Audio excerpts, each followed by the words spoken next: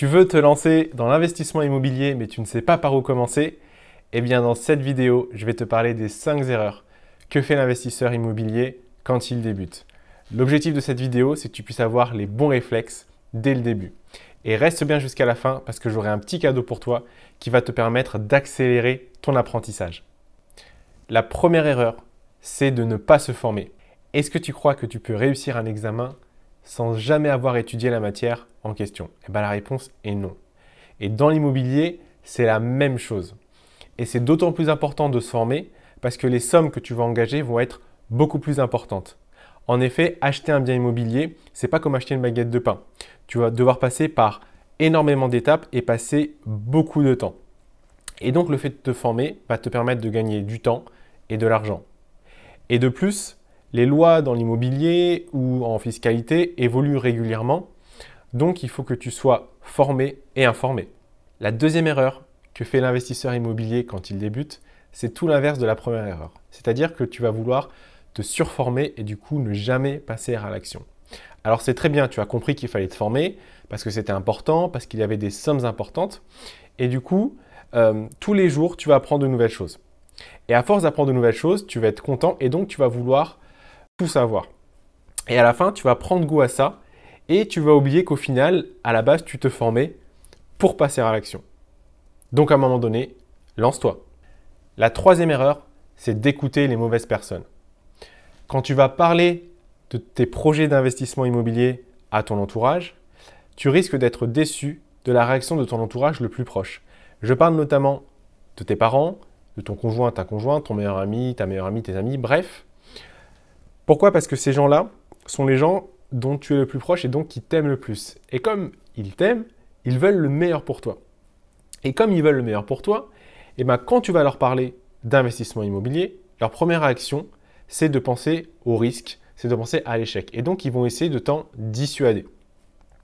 Et pire encore, si dans cet entourage proche, tu as une personne qui a déjà fait un investissement, mais qui a une mauvaise expérience, parce que ça peut arriver, eh ben, c'est encore pire, parce qu'elle va essayer de te convaincre que l'investissement immobilier, ça ne marche pas. Pour te rassurer, regardons ce petit graphique.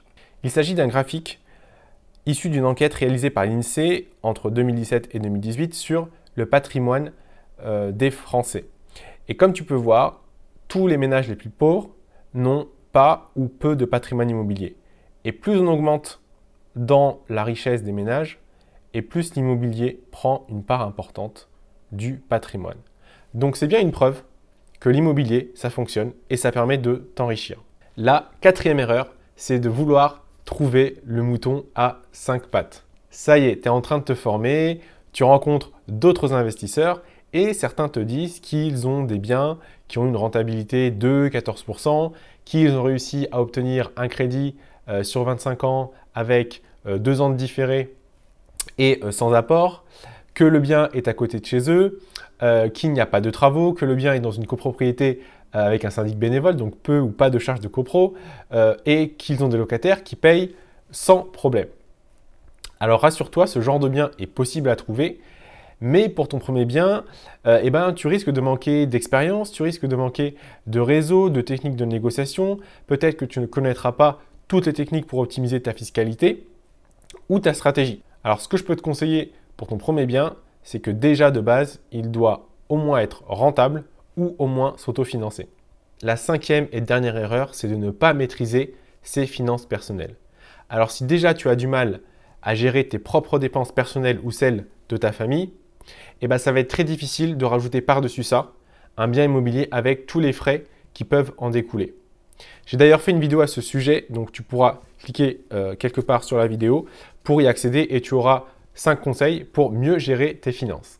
Donc voilà, c'était les 5 erreurs à ne pas faire quand tu débutes dans l'immobilier. Donc c'était ne pas se former, se surformer et ne jamais passer à l'action, écouter les mauvaises personnes, vouloir trouver le mouton à 5 pattes et ne pas gérer ses finances personnelles. Comme promis en début de vidéo, tu auras en description un petit cadeau. Il s'agit d'un e-book de plus de 100 pages qui va te permettre de découvrir la méthode des investisseurs rentables. Donc je t'invite à le lire parce qu'il y a plein d'informations qui vont te permettre d'accélérer ton apprentissage et de devenir investisseur immobilier rentable. Donc tu as juste à cliquer sur le lien, à mettre ton email et tu recevras ton e-book gratuit. C'est la fin de cette vidéo. J'espère qu'elle a pu t'aider dans ton début de parcours d'investisseur immobilier. Si tu as des questions, tu peux me les mettre en commentaire ou m'envoyer un email. Tu auras toutes les infos dans la barre de description.